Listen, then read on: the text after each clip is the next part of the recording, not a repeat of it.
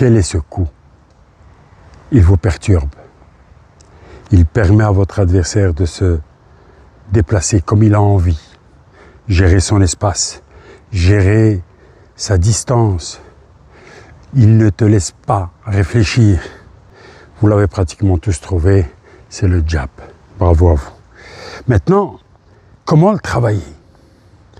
Alors, il faut travailler de façon à ce qu'il soit explosif.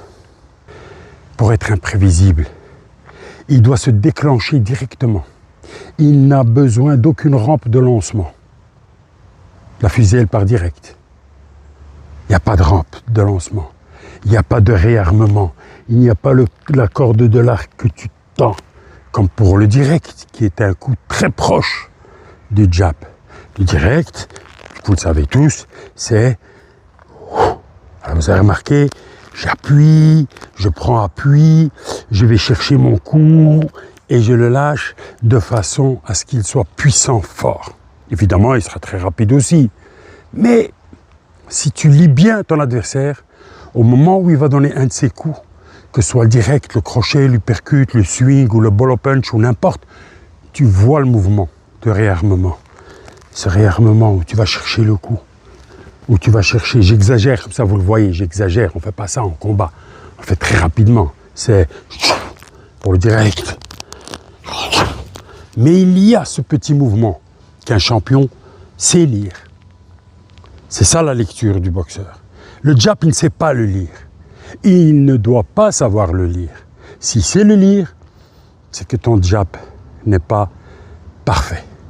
Alors comment tu vas travailler cette explosivité? Il y a beaucoup d'exercices. Je vais en donner quelques-uns. Travaille d'abord le shadow. Travaille le shadow, tu es là et tu ne fais que le jab. Tu commences doucement. Commence doucement, c'est-à-dire tu dis, je démarre d'ici. Ma main est là, elle démarre de là.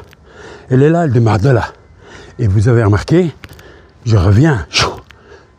Puis de plus en plus vite. Travaille ton shadow comme ça. Et là, ne compte pas. 1 round, 3 minutes. Tu stoppes 1 minute, tu reprends 3 minutes. Et tu essaies d'en faire 3. La répétition va faire que ton coup va se déclencher. De plus en plus vite, tout seul. Comment tu vas l'aider aussi? Ton shadow, oui, mais il faut aider ton shadow par des exercices. Alors tu vas faire des exercices de poids. Tu prends des poids modérés et tu commences à travailler tous les muscles qui vont déclencher cette vitesse.